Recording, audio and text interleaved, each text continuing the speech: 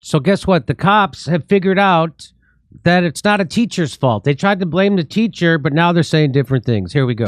Suspected of where we knew the shooter entered, Ramos, was propped open by a teacher. 11:28, the suspect vehicle crashes into the ditch, as previously described. The teacher runs to the room 132 to retrieve a phone, and that same teacher walks back to the exit door, and door remains propped open. Now, that's bullshit. And that's what the cops are saying. They were blaming a teacher. And that turns out it's bullshit because the lawyer, Uvalde teacher, did not leave the door open that the gunman used to enter the Robb Elementary School. And, well, they didn't stop the shooter in time to save all those kids, but at least we solved the mystery of the teacher who left the door open. A teacher at Robb Elementary School had propped open a door to carry food from a car to a classroom last Tuesday, but she closed it after realizing that a gunman was loose and heading towards the school, her San Antonio lawyer said. Don Flannery said the teacher, who was not being identified out of safety concerns, called 911 to report an accident near the school involving a black truck, which turned out to be driven by the gunman, Salvador Ramos, 18 years old. Steve McCraw, director of the Texas Department of Public Safety, said Friday that Ramos, a Uvalde high school dropout, fired at nearby funeral home employees after he had crashed his pickup.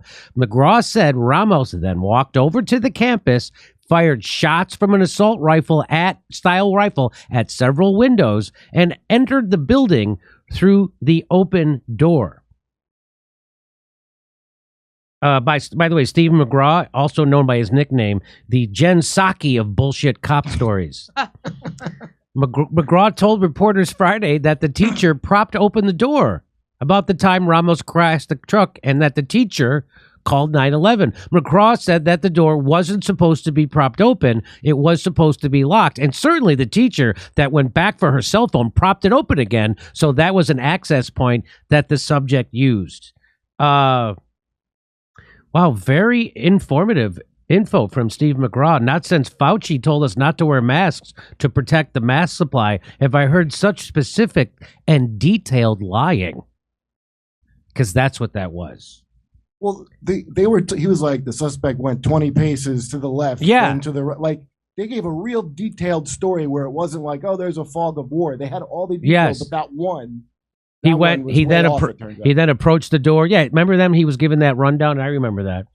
Flannery said the story he got from his client mostly matches the timeline McCraw gave at a Friday news conference. But the lawyer wants to make clear that the teacher did not leave the door open. So McCraw got everything right except for that one teeny little lie that it was the teacher's fault for propping the door open. And that's how you make an alibi. And that's how they teach a cop to make an alibi. Find somebody you can blame it on.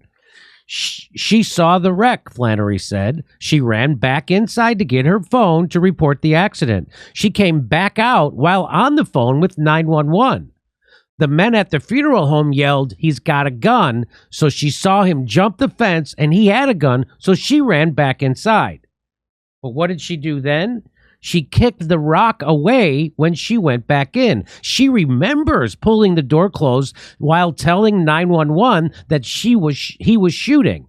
She thought the door would lock because that door always supposed to be locked.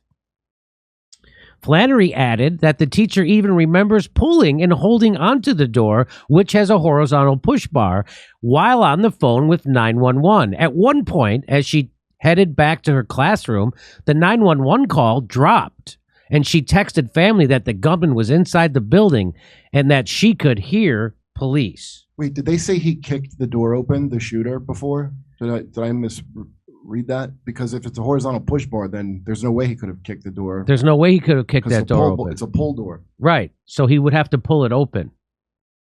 Right, and did they say that he kicked it? I thought it was on the last one, but maybe I'm on the slide before. She kicked the rock away. No, that's the kicking. Oh, she kicked the rock away. Yeah. DPS officials did not comment Tuesday on the teacher's actions or the conflicting scenario given by McCraw. Messages were left for the Uvalde Consolidated Independent School District. A law enforcement source familiar with the investigation said surveillance video and audio verifies that the teacher removed the rock, keeping the door open, and then closed it. Wow. But they don't have any comment.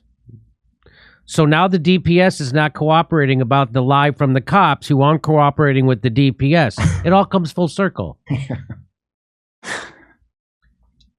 She slammed it shut, said the source, who requested anonymity because the source does not have authority to speak with the media. More on the Robb Elementary. So wow. Yeah. So she has to be anonymous, the teacher who didn't do it, because maybe she would be in danger. Well, no, this source, whoever this. No, I know. At the top it said, though, she wanted to be anonymous because Right. they're throwing her under the bus, so maybe she gets threats. Right. And then this person works for the cops, and they're like, I have to tell somebody? Is that what this is? Yeah. Wow.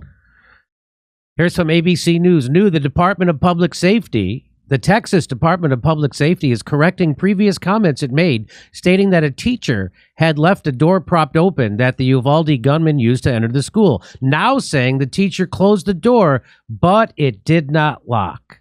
So besides the cops, they also need to protect whoever was in charge of making sure the school doors have working locks, right?